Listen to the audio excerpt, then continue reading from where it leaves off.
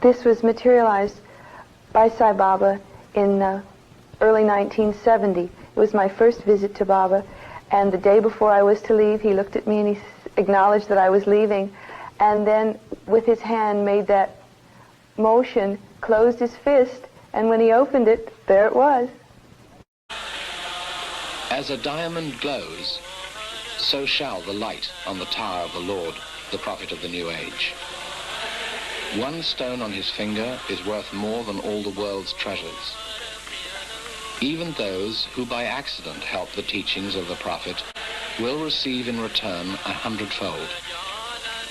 Already many warriors of the teaching of truth are reborn. Only a few years shall elapse before everyone shall hear the mighty steps of the Lord of the new era.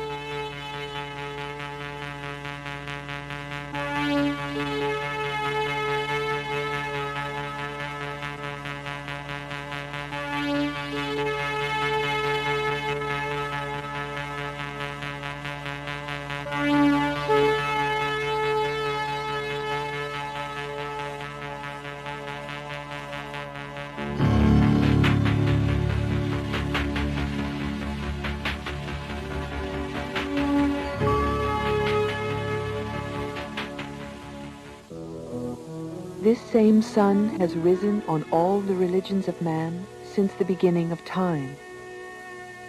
It has watched them rise to heights of inspiration and devotion and descend to competition for the sake of power, influence, and riches, while the proponents of each claim for themselves the only God and the only way. Looking back through history, we can see how each religion grew out of a particular time and set of circumstances in an attempt to satisfy mankind's desire to reconnect with the source of the universe. Now comes a teacher whose vision transcends the factionalism of the past to tell the world that all faiths are facets of the truth, all are tributes to its glory. The name of Bhagavan Sri Sathya Sai Baba is often spoken of in the context of the miraculous. Here, however, we will focus on his message, a message which speaks to the nature of God, man, religion, and every aspect of the universe we live in. Sai Baba's message is universal, yet specific, ancient yet timeless, and through it, people of all faiths are coming to see their own religion in the light of a larger truth. They are coming to experience the revitalization of spirit, which comes from the expansion of consciousness and the release of fear and negativity. They are finding the joy of discovery that the power of God's love exists in all faiths. Sai Baba's message is being received by people of all ages, at all levels of education and sophistication, and at every economic level. It is being taught through schools, universities, discourses, books, and films, and through the personal contact of his presence, spoken or in silence. The setting remains the same, Prashanti Nilayam, in English, the abode of highest peace, an ashram in South India where Sathya Sai Baba walks daily among those who have come to ask, through letters or unspoken prayers, for help and inspiration. ప్రేమ స్వరూపులారా, ఈనాటి బాలబాలికలకు పవిత్రమైన మన భారతీయ సంస్కృతిని వారి హృదయానికి చేర్చడానికి తగిన ప్రయత్నం చేయాలి. Whom the Muslims adore as Allah, the Christians as Jehovah, the Hindus as Shiva, The one God is the God of all mankind. Religions attempt to implant holy ideals in the heart of man, but man does not allow them to grow.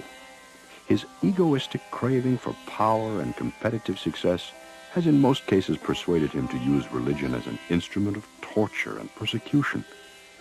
Instead of uniting mankind in a common endeavor, it has become a system of walled enclosures guarded by hate and fanaticism. Religion, therefore, is being condemned as the root of chaos and conflict, and religious animosity is a flame in the world. It has to be emphasized that religion is not the root cause of this state of affairs. The fights and fanatic hatred are due to the unruly ego that is given free play. Religion strives to destroy just this vicious tendency, so it has to be supported, not condemned. What has to be condemned is the narrow, perverted attitude of hating those who do not agree with us or who hold different opinions of the mysterious force that animates the universe.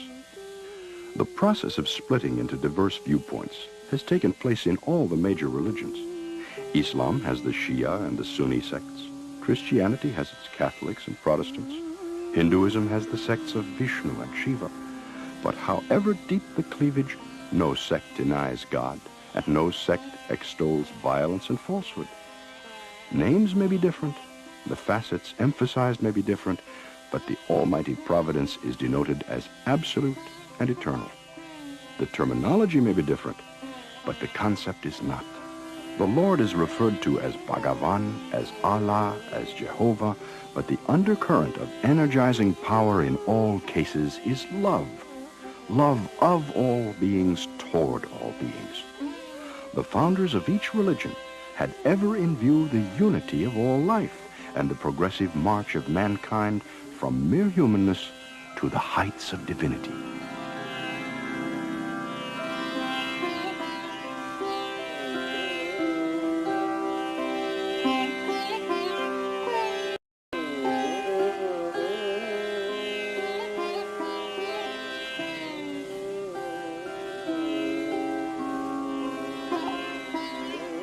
The love toward all beings that flows from Sathya Sai Baba has been drawing people to him for more than 40 years. Its magnetic appeal is even experienced by the animals at the ashram.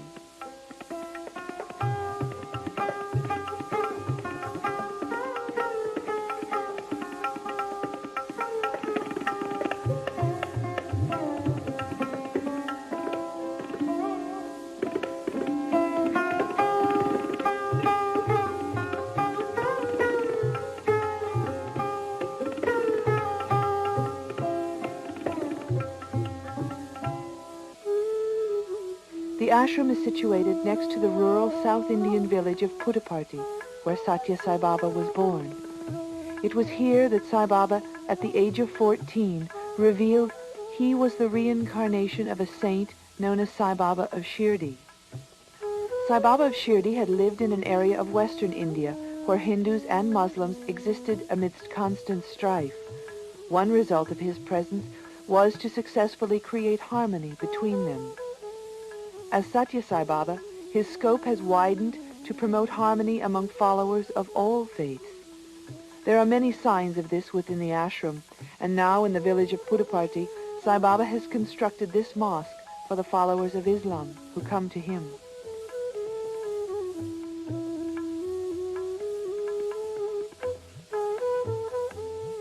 The actual site of Sai Baba's birthplace, a house which formerly stood here, went unmarked until 1979, when a temple was built on the same location. The opening ceremony was presided over by Vedic pundits, chanting traditional mantras, and Sai Baba also attended.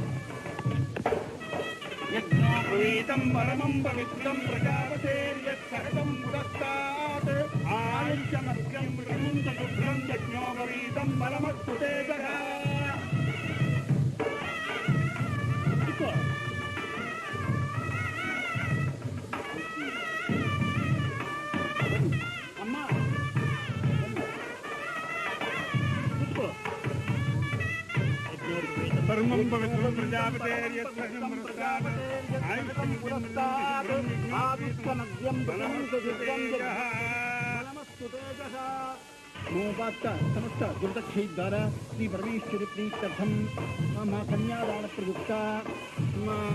speaking about the nature of humanity, Sai Baba has said, Your reality is the soul, a wave of the supreme universal soul. The one object of this human existence is to visualize that reality, that soul. Mankind is endowed with two special gifts, the faculty of reasoning and the faculty of analysis and synthesis. Use these gifts for discovering the truth of yourself, which is the truth of everyone else, of everything else. The Vedic scriptures are the earliest testaments of the victory of man over himself and his discovery of the underlying unity in all creation. They declare God is the inner reality of all beings. All this is enveloped by God. All this is God. How does this principle express itself in mankind? As spiritual love. Love is the basic nature that sustains and strengthens the resolve to march ahead. Without love, mankind is blind, and the world will be a dark and fearsome jungle. The scriptures also laid down 4 goals: morality, wealth, desire, liberation. They teach that mankind must earn wealth through the path of righteousness, and that there should be only one desire, the desire for liberation. Now, humanity is drowning itself in desires, the fulfillment of which can never quench the deeper thirsts. The widespread anxiety, fear, and unrest evident all over the world are the consequences of this mistaken course.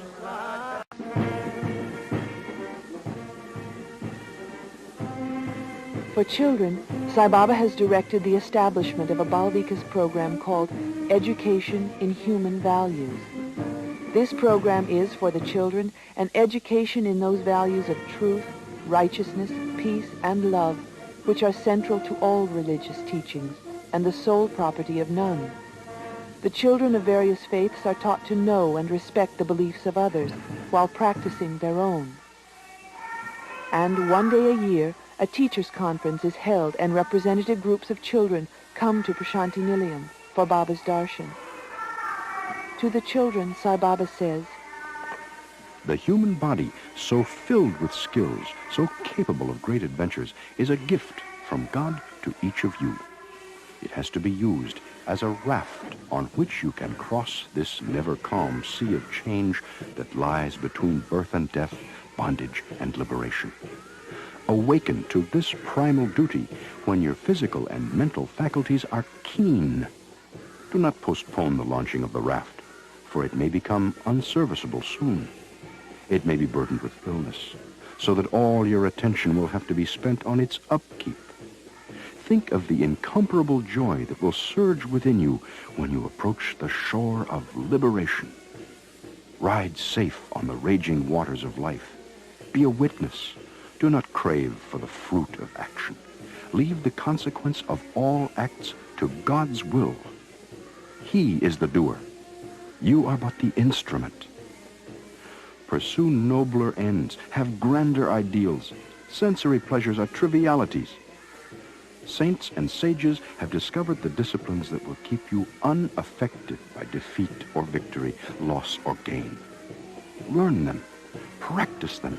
Establish yourself in unruffled peace.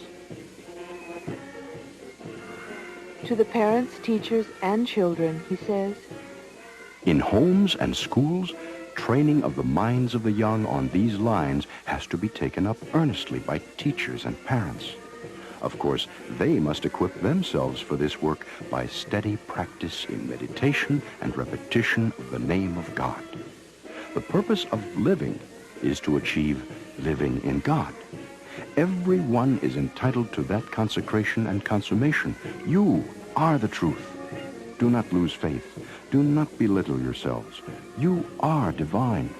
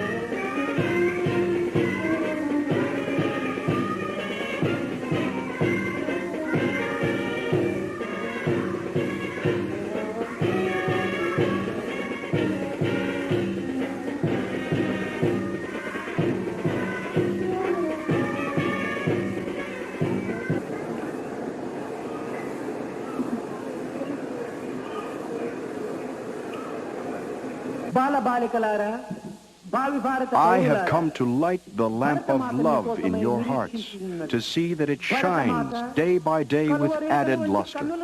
I have not come to speak on behalf of any particular religion, like the Hindu religion. I have not come on any mission of publicity for any sect or creed or cause, nor have I come to collect followers for any doctrine. I have no plan to attract disciples into my fold or any fold. I have come to tell you of this universal unitary faith, this atmic principle, this path of love, this duty of love, this obligation to love. All religions teach one basic discipline: the removal from the mind of the blemish of egoism, of running after little joys. Every religion teaches man to fill his being with the glory of God and evict the pettiness of conceit. It trains followers in methods of detachment and discrimination so that they may aim high and attain liberation. Believe that all hearts are motivated by the one and only God, that all faiths glorify the one and only God, that all names in all languages and all forms man can conceive denote the one and only God. Adoration is best done by means of love. Cultivate that attitude of oneness between people of all creeds, all countries, and all continents. That is the message of love I bring. That is the message I wish you to take to heart.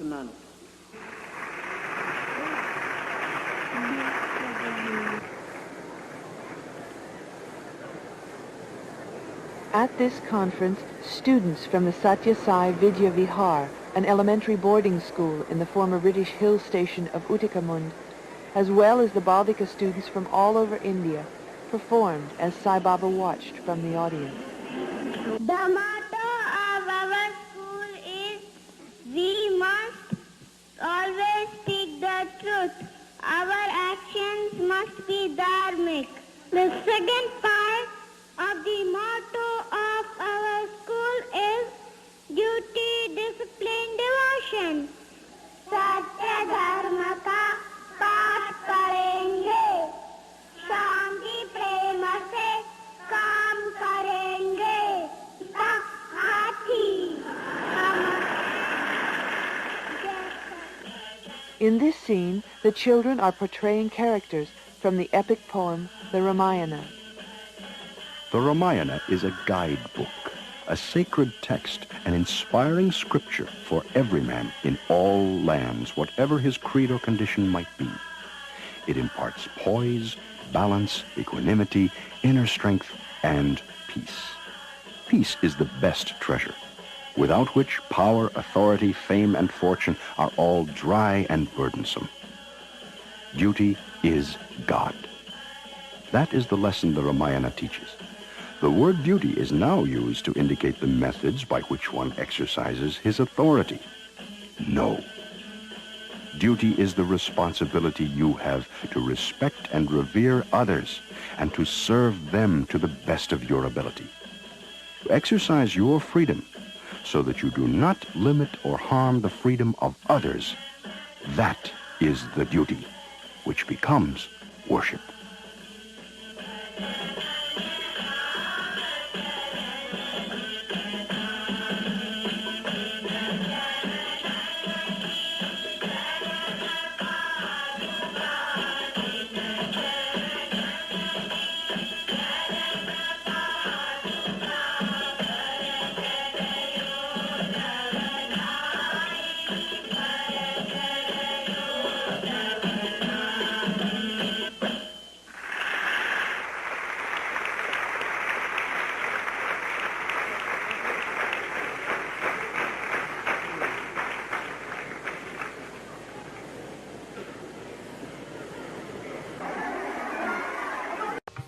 schools for students of all ages and colleges for men and women have been established under the Sathya Sai Education Trust.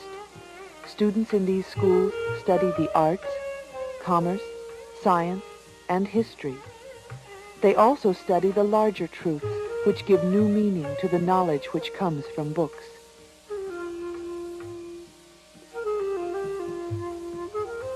In the years since the dedication of the Sathya Sai College for Women in 1971, 5 additional colleges have opened. A recent development is the accreditation of the Sai College system by the Government of India as a university, to be called the Sri Sathya Sai Institute of Higher Learning. This is the first university system to be accredited since India achieved independence in 1947, and it is highly significant that the Sri Sathya Sai Institute for Higher Learning is actively reawakening the spiritual values of the country's past for the benefit of the students who are its future.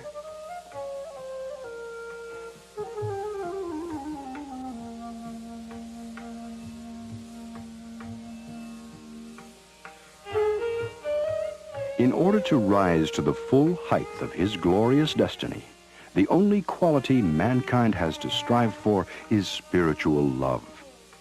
Man is not a mere bundle of skills and acquisitions. Man has in him the yearning and the capacity to proceed from the narrow circle of I to the wide horizon of we. The human essence in man is divine. Man has been enslaved by money.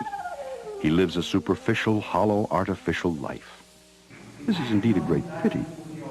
Man should seek to possess only as much money as is most essential for his living. The quantity of riches one must own can be compared to the shoes one wears. If too small, they cause pain. If too big, they are a hindrance while walking. What is the proof for having learnt these lessons? The proof lies in wholehearted service, in sweetness of speech, which reveals the divinity in man. The next step is hard work. The third step is prayer, that yearning one experiences to awaken the divinity latent in the heart.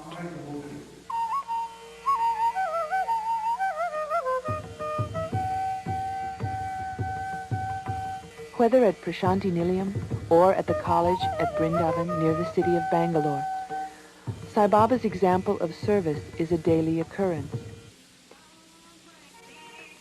Here, food is being distributed to some of the needy in the area. There are some who observe strict discipline in spiritual practices. This is good, but do not stick to that timetable even when you have a call to help some person whose need is great. If you give up your meditation and serve, you will benefit more from the service than what you may have gained from the meditation. Speaking with the children, Sai Baba continues morning darshan. Resolve to be good, lovable children from this moment. Do your duties gladly and well to the satisfaction of your well-wishers. If you feel sorry for the wrongs you did, that in itself will please God, and he will pardon you. If you endeavor to turn a new leaf and become better, God will shower grace on you. Here you are given protection and education and an opportunity to learn how to be useful sons and daughters. Whenever an idea of hurting others or taking someone else's belongings or spreading falsehood about others enters your mind, turn to God for help. Ask him to give you strength. For all these ideas are born of fear and cowardice, qualities which in turn come from weakness. Repeat the name of God or hum a bhajan song, and you will find that all your bad thoughts will have fled, leaving you free from evil. Begin life anew from tomorrow. Revere the world as divine. Do not underestimate it as unholy. The scriptures say, all that is seen or heard is God. The inner world and the outer world are both immersed in God. Prayer must emerge from the effect to the cause. The individual self has to yearn for the supreme self. it must emerge from a pure heart. The drinking cup must be clean both on the outside and the inside. Prayer should not arise out of the tongue as music rises out of a phonograph record. When the song does not come from your depth, when you are not involved in it, how can it draw God unto you? Yourself must achieve confidence. Then that self-confidence will lead to self-sacrifice and self-realization. Man means he who marches from the status of self towards the all-inclusive self, from the individual soul to the universal soul. Towards the success of that march, all nature can provide advice and guidance. The real teacher one must rely upon is nature, saturated with God. God does not teach directly. He teaches through nature which surrounds us. When we teach letters of the alphabet to children, we pronounce them loudly and at the same time write them on a slate. God has written on every speck of nature. That is the slate from which we have to learn of him. So do not renounce the world or condemn nature. Do not restrict the God of the universe to any one name and form. Love all names and forms. Love is the highest virtue. Develop love by sharing it. Revere the universe as your teacher. Expand your love worldwide. That is the message I wish to give you.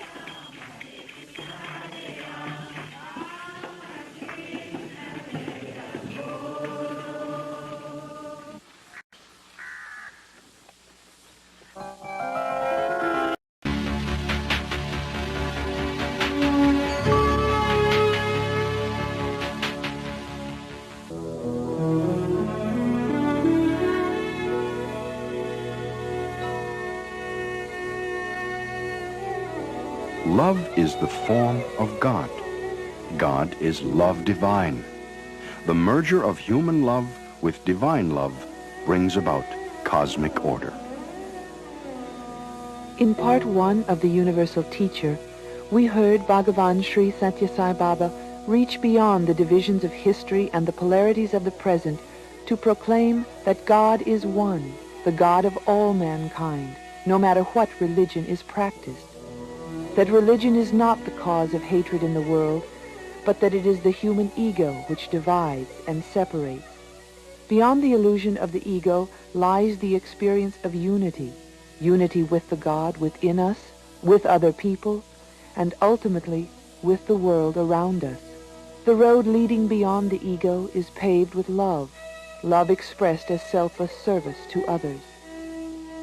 In 1980, the Third World Conference of Sathya Sai service organizations convened at Prashanti Nilayam, Baba's ashram, with delegates representing 3,000 service units from India and foreign delegates representing 40 nations.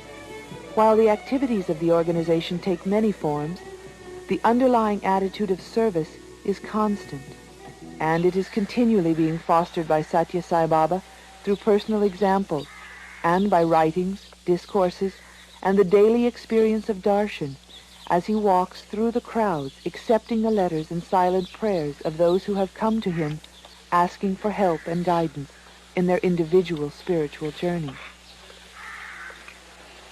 Sai Baba's philosophy is expressed as having 4 aspects: Satya, Dharma, Shanti, and Prema. Satya, or truth; Dharma, translated as duty, righteousness, the truth in action; Shanti, peace, the equanimity of the mind unaffected by joy or sorrow; and Prema, spiritual love, the kind of love which allows one to revere the God dwelling within another person, rather than the body where he resides. Any of these 4 paths may be the starting point for the journey toward liberation, for they all lead to the goal and merge into it. ప్రేమ స్వరూపులారా, ముఖ్యంగా ఈనాటి బాలబాలికలకు The task before mankind is to plant the seeds of truth, righteousness, peace, and love in the heart made ready for their reception. But never before has this become an organized movement in which all humanity was involved. Unless it becomes so, there can be no liberation from fear, anxiety, and injustice. The members of this Sai organization must be ever engaged in the twin processes of purifying the mind and clarifying the intellect. The organization must help people to realize the unity behind all this apparent multiplicity, which is only a superimposition by the human mind on the one that is all this. Truth about oneself is to be learned first. When man knows that he is the indestructible, eternal soul, he is freed from fear. Truth can shine forth only from a purified mind and a clarified intellect. Equanimity is the path to reach unity.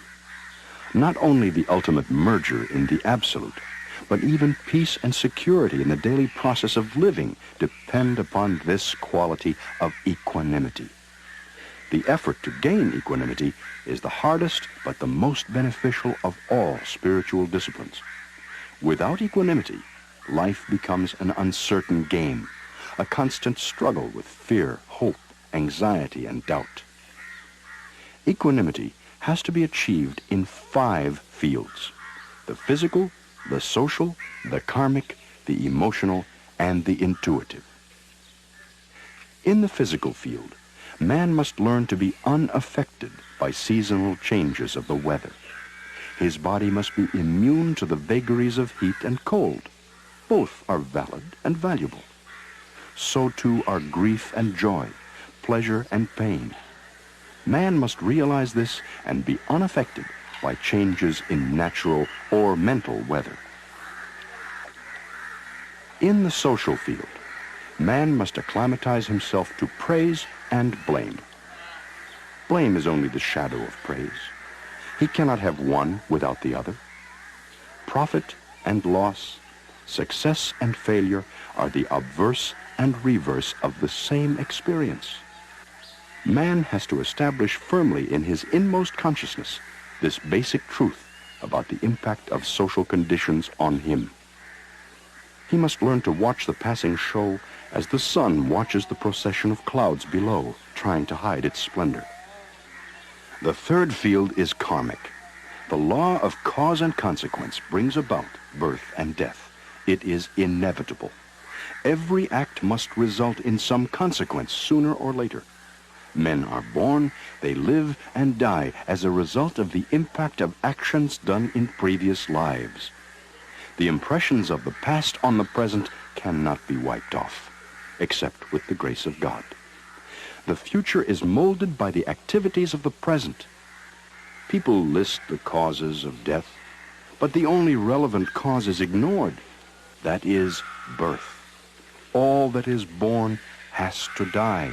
All that is put together has to disintegrate. The fourth field is the emotional. The feelings of devotion lead man to the realization that the Lord is all-powerful and all-pervading. So one should not complain when things go wrong, or appropriate the credit when things go right. Devotion must confer equanimity, because the devotee sees his favorite form of the Lord in every being. He knows that the Lord is the inner resident of all beings, and so whatever happens is his will. The fifth field is the intuitive. The inner vision of the one who follows the path of reason and discrimination tells him that there is only one, and not two. So all dual attitudes and opinions are false and misleading. There is just one energy or consciousness in all beings. So long as the consciousness of I and mine persists, the one in all cannot be recognized. Equanimity can be earned only by giving up duality. Many people want to get the divine vision of the Lord, but it is not possible to attain this vision, this divine state, just by wanting to do so. There are 4 entrances to the Lord's mansion of bliss, and the watchmen who guard the entrances are self-control, inquiry, contentment, and detachment. The first watchman is control of the inner sensory organs. It is the inner senses that provoke the external organs. Controlling the inner senses is a difficult matter. But if we are able to do this, we can easily control the external organs. The second entrance is guarded by inquiry. The ability to separate the good from the bad is essential to man. We should first distinguish between the permanent and transient things. When you say, "This is my body," it is clear that you are different from your body. Therefore, it becomes quite clear that you are the soul and not merely the body. The body itself has no wisdom, but the God who lives in the body has all wisdom. As your discriminating power arising out of this wisdom grows and you realize the divinity of the soul, you will automatically get self-satisfaction or contentment. He who is a satisfied person is rich, and he who has many desires is poor. Whether we meet with sorrow or with happiness, we should be satisfied and regard it as God's gift in our own interest, and develop a spirit of satisfaction and equal-mindedness. The fourth entrance to the Lord's mansion of bliss is guarded by detachment. Once a person is satisfied, he will naturally get detachment. This detachment should not be something you get when you do not possess anything. When a person has all the comforts and all the wealth, and in the full understanding of their transient nature gives up these material acquisitions, then it can be termed detachment. Do not make the distinction of saying this belongs to you and that belongs to God. In reality, everything belongs to God, and you should develop such a feeling. Therefore, it can be said, if you acquire self-control, you can easily develop inquiry or discrimination. Through this, you can develop the aspect of satisfaction, and then, even without your knowing or making an effort, you will get detachment, and you will be able to enter the house of the Lord and experience the bliss of His divinity. See, today morning, I think darshan is special for you. Every day, to give you darshan. Early morning, never Sankirtan time. Only this. This is my duty. My work. The World Conference in 1980 was the third event of its kind to include representatives from around the world. These conferences serve as the basis of a growing support system for the centers and service organizations in India as well as abroad. They provide the opportunity for devotees to share experiences and to meet fellow devotees with different nationalities, different religious backgrounds, different languages, and different lifestyles. A World Conference at Prashanti Nilayam is a time for celebration and the tradition of ancient ceremonies.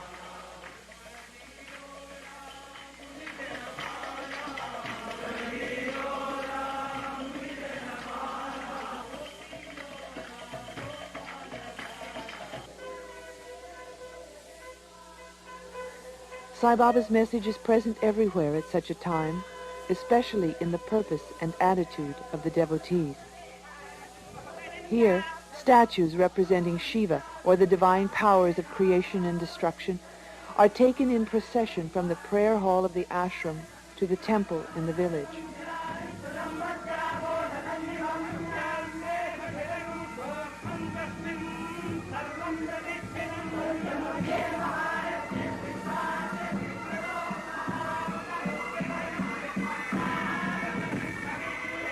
Here, Sai Baba opens an exhibit of photographs depicting activities from various centers around the world. This small room, my heart is very big. Very big. Thank you,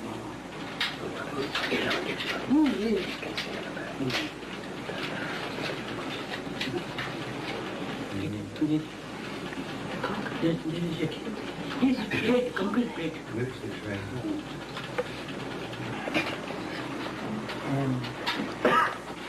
What is that? Today, tomorrow, all this happiness is union with God. Happiness is union with God.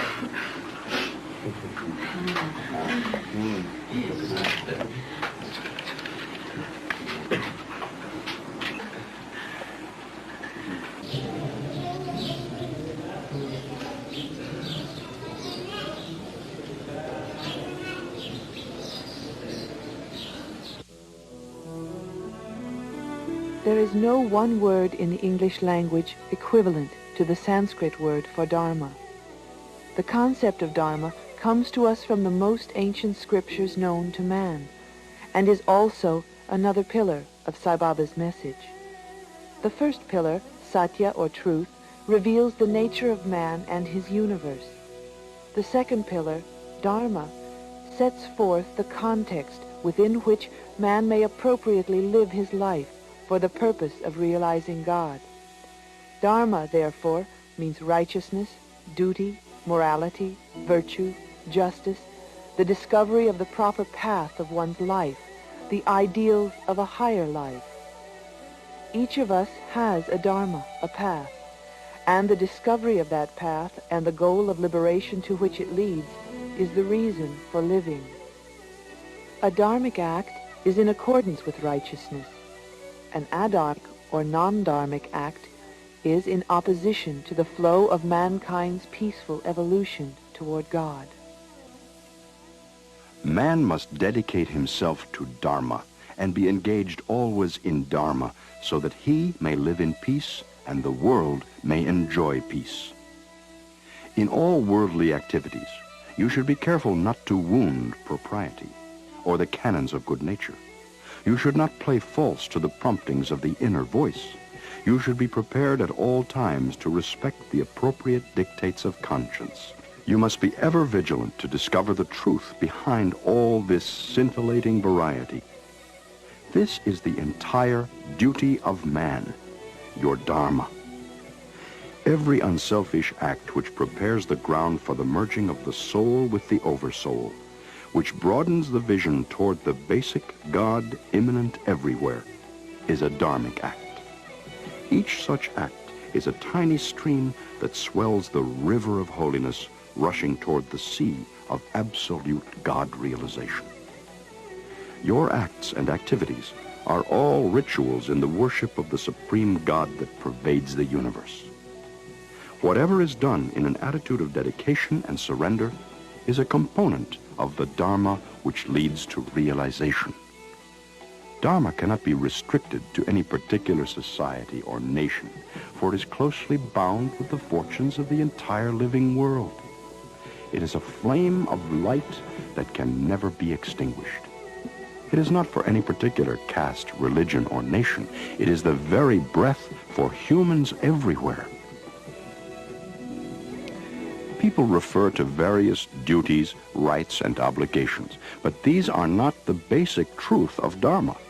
They are only means and methods of regulating the complications of living.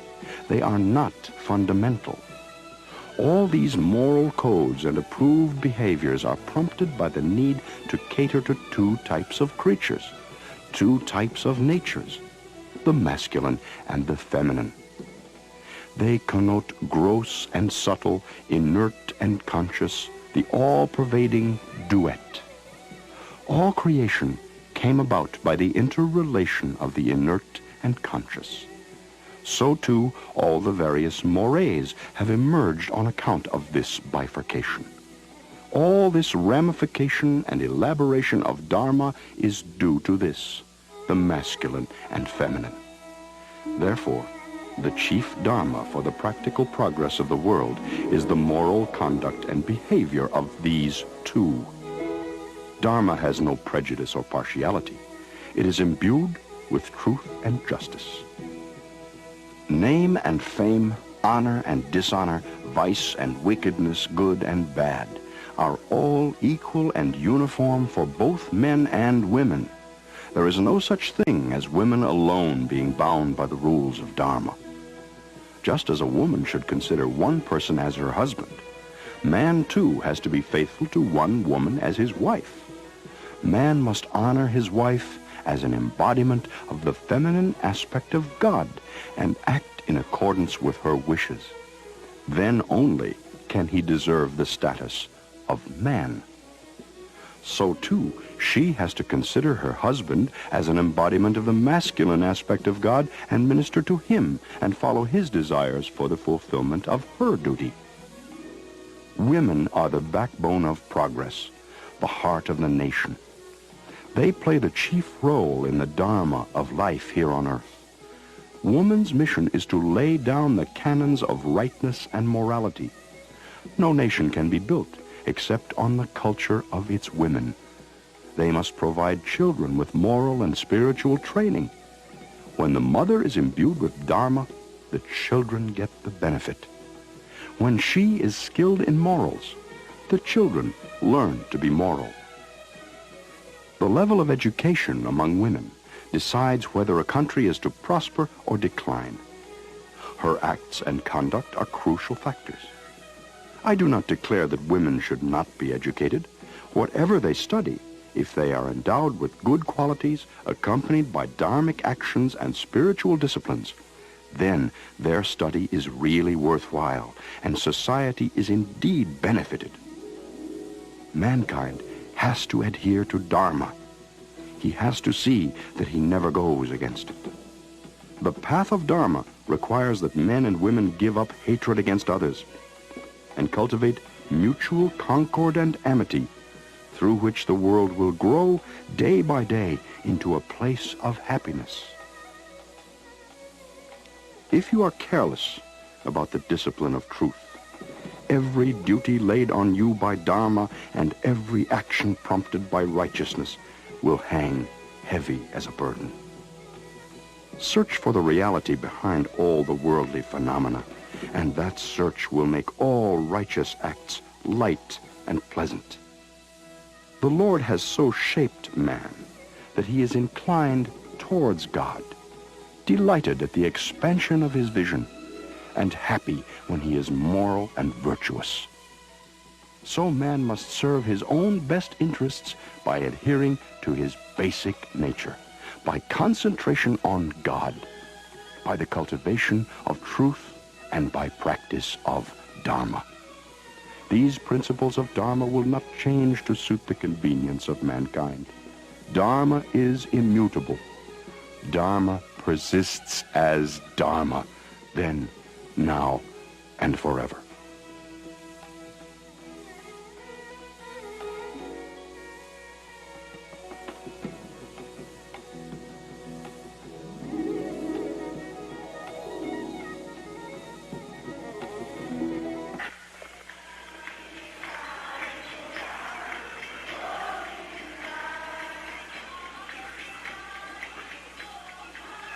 A world conference at Prashanti Nilayam is a time for ceremony. It is also a time for introspection and rededication. The goal of the organization is to help all people realize the unity behind the apparent multiplicity of God's creation, realize not as a remote mental exercise, but to make real through education and the awareness born of the actual experience of serving others, which then can grow to eventually permeate and encompass the mind, the senses, the emotions, the intuition, every aspect of the human being. This organization serves as the field on which one's individual efforts to realize and manifest the true self are allowed to play themselves out in a mutually supportive context. It does not erect barriers or hierarchies between the individual and God. On the contrary, the very foundation of its existence is in the recognition that God is the indwelling life and energy at the core of everyone and everything.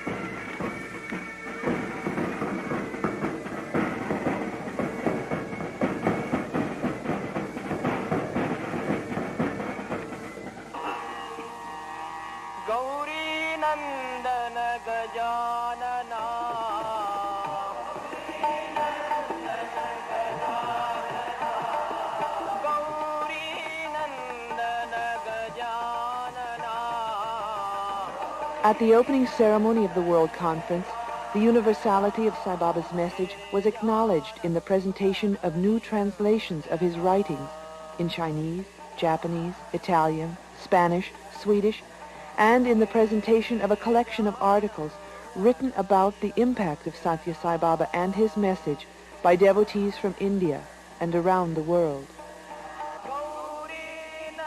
There is another word which applies to the concept of Dharma, and that is Sanatana, meaning ancient, timeless.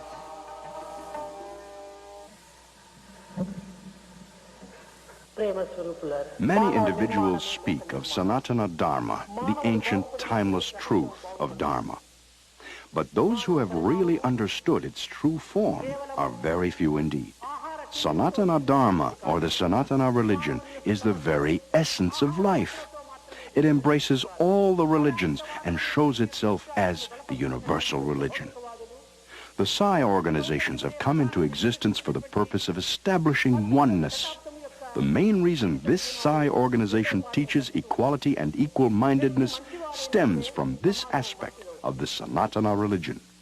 The goal to which all paths aspire and at which all investigations end is this Sanatana religion. People proclaim and preach that one should do good work, utter good words, and have good thoughts. But that kind of thing does not satisfy me. By doing good work alone, one cannot become a good man. It will only be possible for you to do good work if you are good yourself. So the first thing that you should try and do is to become a good person. Then it will be natural that you do good work. The creation of man is the creation of the world. When the individual improves, the community will improve. When people become good, the world will become good.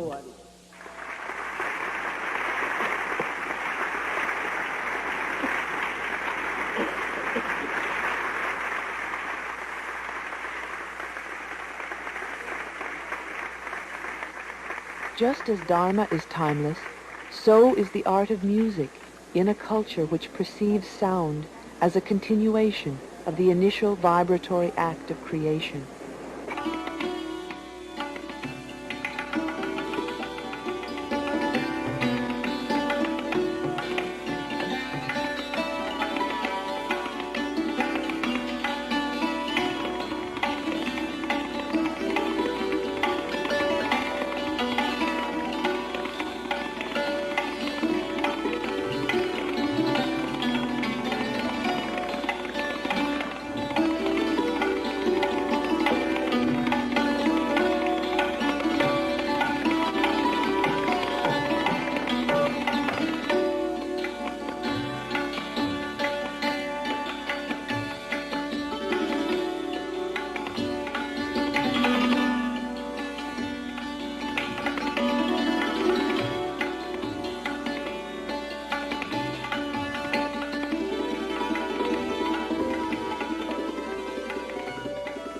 Whether representing multiplicity on the 108-string santur as played by Shiv Kumar Sharma, or the unity of the flute's single tone with its infinite number of variations as performed by Hari Prasad Chavesia, it is all one, and that one is God.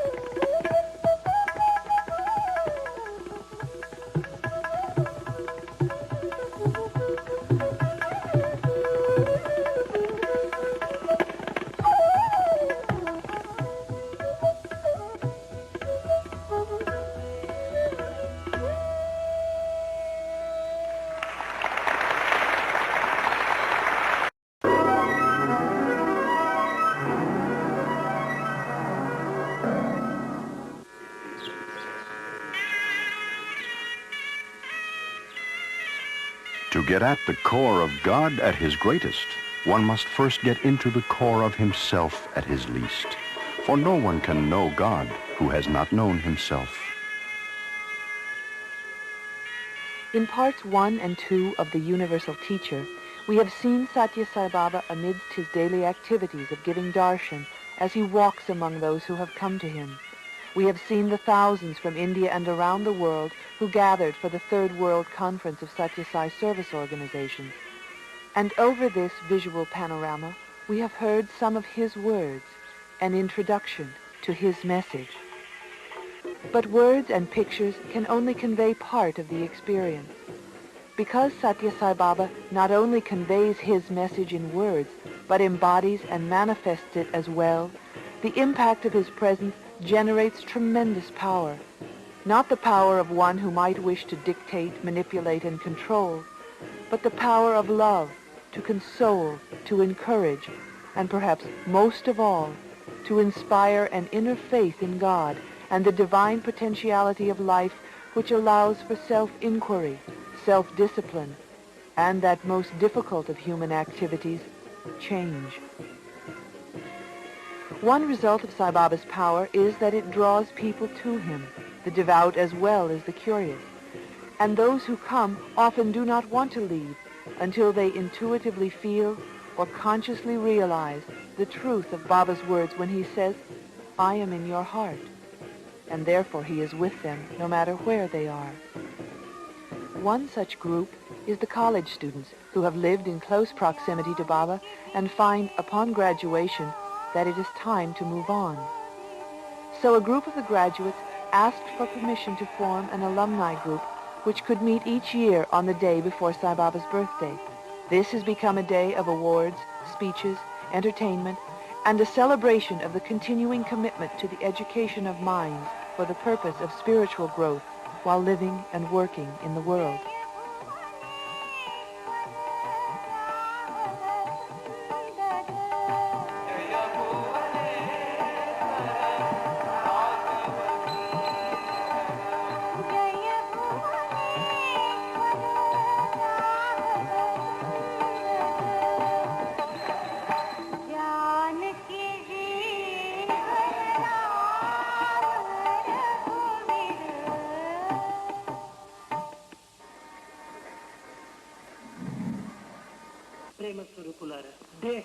In the Bhagavad Gita, Lord Krishna explained to Arjuna the relationship between the senses, the mind, the intelligence, and the soul. The senses control the body. The mind controls the senses. The intelligence controls the mind. Being closest to the soul, the intelligence best reflects the attributes of the soul, and the influence of the soul falls directly upon the intelligence. Therefore, the intelligence functions as the presiding faculty in man. The human mind is continually engaged in the process of thinking, generating often conflicting impulses. Its fickle nature acts as an impediment to spiritual progress, and therefore it is imperative that every spiritual aspirant gain control over his mind. It is the intelligence alone which has the power to make decisions and discriminate between good and bad. For going about in a chariot, it is the chariot driver who has the most important role to play. Neither the horses that draw the chariot, nor even the owner who is seated therein, is competent to ensure a safe journey. It is the charioteer alone who can do it. If he is not accomplished, the horses will run berserk.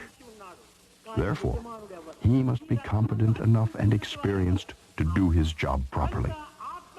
Krishna said, "Arjuna, your body is a chariot, and your senses are the horses. Your mind acts as the reins, and your intelligence is the driver. If you let your intelligence guide your life's journey, you will reach your ultimate destination safely." Arjuna emerged victorious in the battle because the Lord, the source of all intelligence, was his charioteer. To install the Lord as the charioteer is the most sacred and felicitous means by which we can attain the goal of life. Krishna also said to Arjuna, "The joy which you seek and the self-realization which you aim at are both within you. They cannot be found in the external world. You think that this world and its objects confer happiness on you. This is an illusion created by your mind. It is only when you follow the intelligence that you will be able to enjoy the bliss of the soul. On this day, Sai Baba's discourse was followed by a performance by the world-renowned artist Ravi Shankar, accompanied by Ustad Alaraka. Sathya Sai Baba once said of Ravi Shankar's music, "It gives people an experience of bliss, even though they may not be aware of it."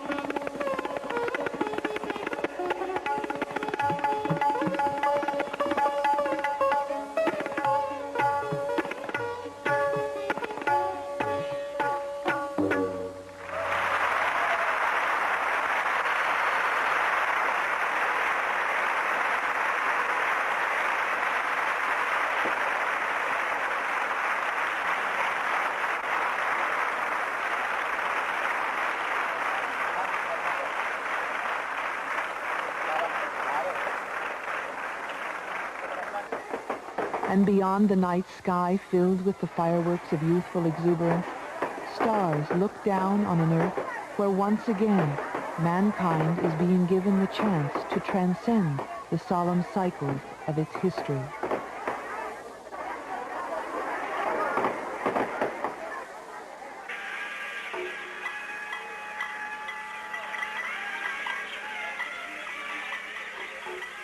The celebration of Sai Baba's birthday is a yearly occurrence. The World Conference of Service Organizations happens once every 5 years. When the two coincide, as they did in 1980, the magnetic field created between Sathya Sai Baba and those who have experienced the power inherent in the practice of his teachings becomes the impetus for intensified practice of spiritual disciplines, more diligent service to those in need, and more open expressions of spiritual love. Sai Baba has expressed his own feelings about such celebrations very clearly. Do not be under the impression that my birthday is being celebrated and therefore you are coming. Such trivial thoughts can never come into me. My only desire is to share my bliss with you, to encourage you to lead lives full of bliss. I do not consider one particular date in the calendar as my birthday, for I consider the date when divinity blossoms in your heart as my birthday in you.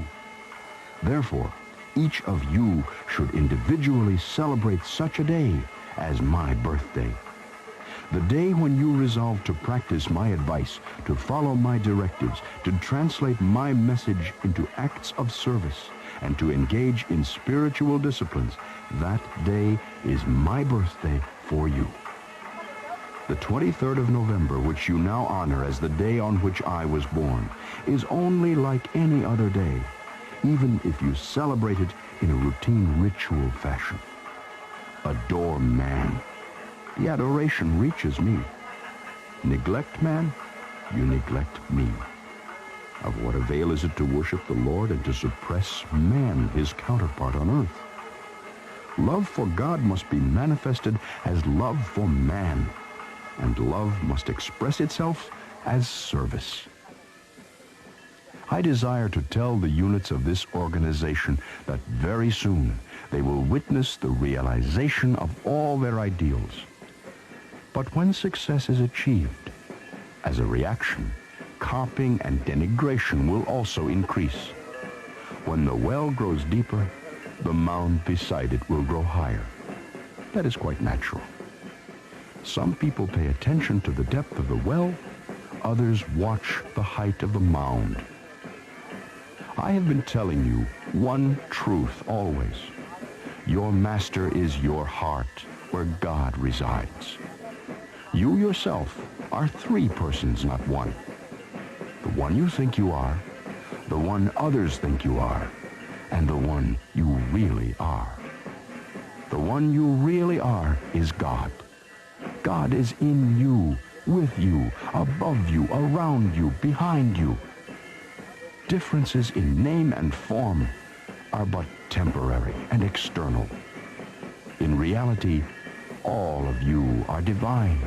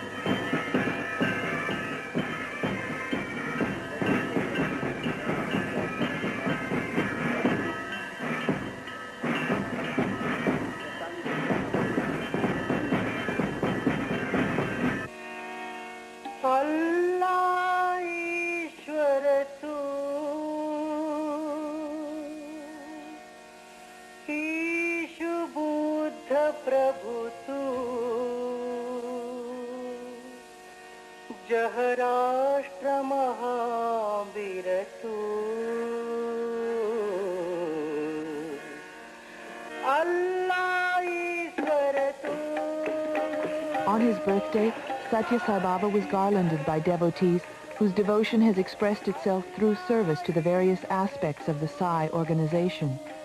Among them were Sri Indulal Shah, convener of the World Conference,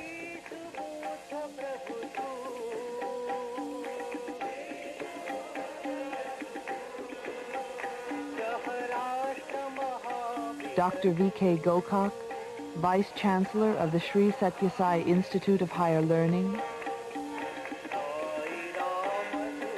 Sri Sohan Lal of the Sathya Sai World Council,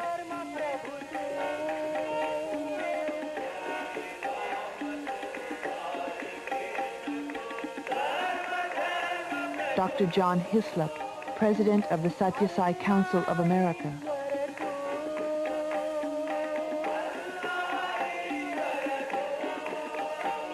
Any gathering of people from around the world is a reminder of the shifting nature of ordinary human alliances.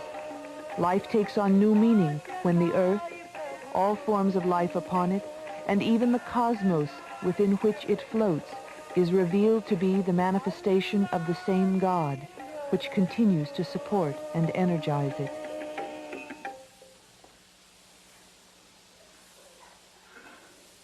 Embodiments of love. It is not by plans of one kind or another that the world can be bettered. It is only when a spiritual revolution takes place in man that the prosperity and welfare of the world can be achieved. If the mind of man is not reformed and purified, all the plans to reform the world will be futile. Meditation is the principal means to achieve control over the mind. When we think of meditation, three things are involved: the person who meditates, the object of meditation, and the process of meditation itself. In true meditation, all these three should merge. For one who desires to begin the practice, it is advisable that light is taken as the object of the meditation. Light does not perish or change. Moreover, it is inexhaustible. There are three states relating to the mind: emptiness, the simultaneous pulls of multiple thoughts, and one-pointedness. In this process of meditation on light, the progression must be from restlessness to tranquility, and from tranquility to divine effulgence. One should sit erect, fixing the gaze on the gentle flame, and gradually closing the eyes, mentally transfer or absorb the flame into the heart. The lotus center of the spiritual heart should then be imagined as blossoming in effulgent beauty, dispelling with its radiance the dark forces of life. One should then imagine that out of the heart so illumined, rays of light proceed gradually to all parts of the body, suffusing everything with light and imbuing it with sacredness and purity all over. The whole process takes about 20 to 30 minutes to complete. This kind of meditation should not be regarded as an exercise in fantasy. No doubt in the beginning, imagination will be involved, but by constant practice it will be transformed into a powerful thought wave, creating an indelible impression on the heart, leading to union with God. The meditation should not end with the individual visualizing the light in himself. He should see it in his friends and relatives, and even in his enemies. He should see the whole of creation bathed in the resplendent light of divinity. This would make him live a life full of love and happiness. Embodiments of the divine reduce your selfishness, lessen your wrong desires, foster your spirit of sacrifice, grow into noble human beings. If you dedicate yourself to these objectives, you will have realized the purpose for which you have attended this great world conference and this birthday celebration.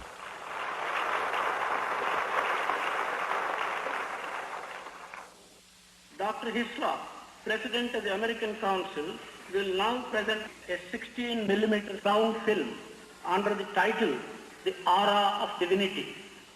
The Council intends to present 16 copies for distribution to the various Sathya Sai organizations in the states of India. Beloved Deva, it gives us great pleasure in America to make this small gift to our Indian Sai family. On behalf of the entire foreign delegations, our heartfelt thanks for the endless hospitality that has been offered to the foreign delegates and the great kindness in the hearts of the Indian people, which has been expressed again and again to us as a group and to us individually. Thank you, India.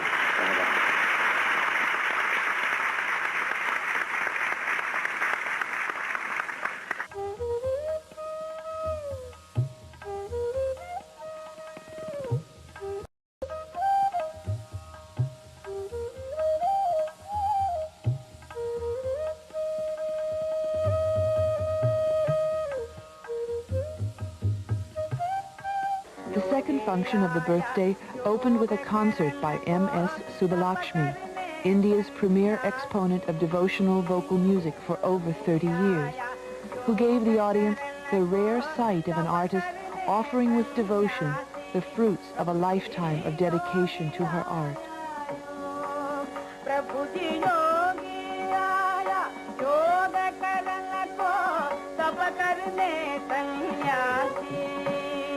Hari भजन को साधु आया, हरि भजन को साधु आया, हरि भजन को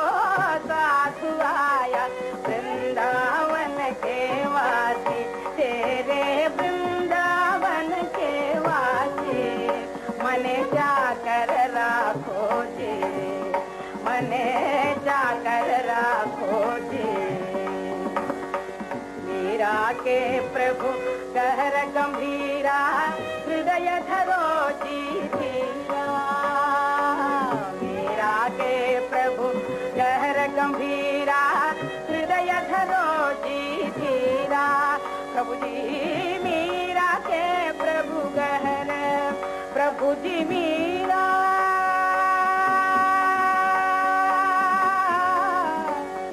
के प्रभु गहर गंभीरा हृदय धरो जी धीरा आधी रात प्रभु दर्शन दे आधी रात प्रभु दर्शन दे प्रेम नदी के तीरा मन जाकर राखो जी मन जाकर राखो जी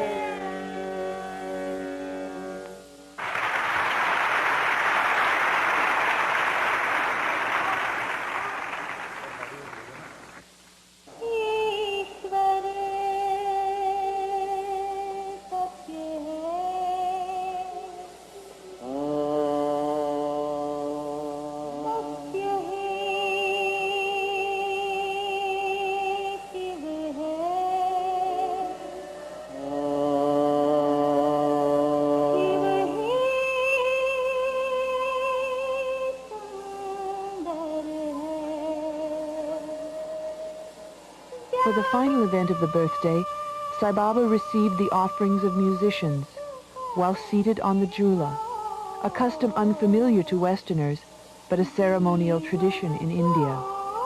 Sai Baba once explained this practice by saying it symbolizes the swinging of a newborn child in its cradle and the spiritual rebirth that occurs when an individual recognizes the presence of God within.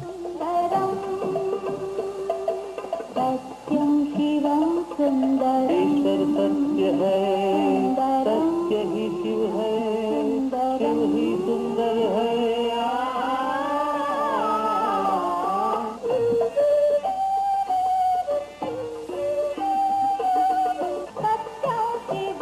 पवित्र आत्मस्वरूप है। The Lord is not something outside you or extraneous to you. He is your own divine reality, which you can cognize in the silence of your own meditation when you shut out of your awareness the distraction of the senses, the mind, and the ego. In creation, in the objective world, no one article is like any other.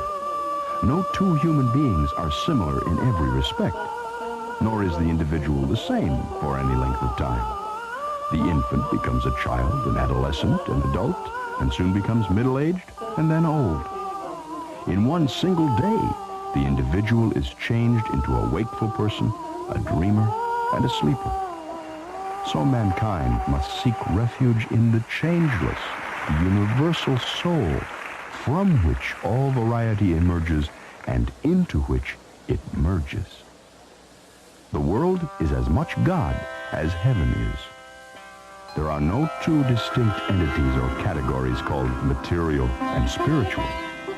All distinctions are apparent, not real.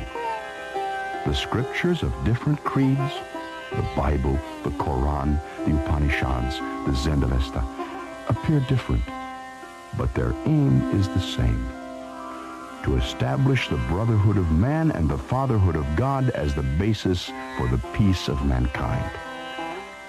No creed need put on airs of superiority, as each is shaped by the compulsions of time and space, of language and levels of experience.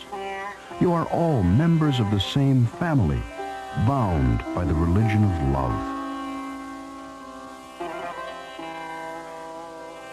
And when the birthday is past, the lights and trappings of celebration are taken down, and the ashram returns to that calm which fosters each individual search for truth, righteousness, peace, and love within the aura of the universal teacher.